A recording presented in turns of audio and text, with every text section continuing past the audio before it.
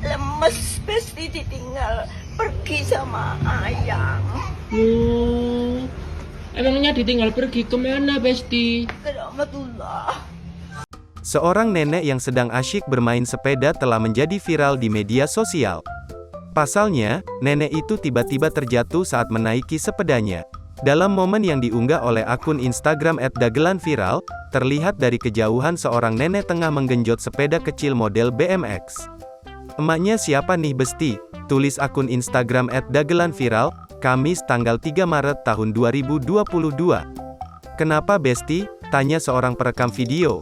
Ternyata, nenek itu tiba-tiba terjatuh dari sepeda karena dirinya merasa lemas. Nenek itu mengatakan dirinya lemas karena ditinggal pergi Ayang. "Lemes Besti ditinggal pergi sama Ayang," jawab nenek. "Oh emangnya ditinggal pergi kemana Besti?" tanya perekam video. "Ke Rahmatullah," ucap nenek sambil berjalan meninggalkan sepedanya yang tergeletak mengenaskan.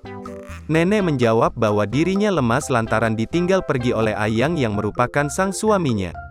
Melihat momen itu, warganet lantas menuliskan beragam tanggapan.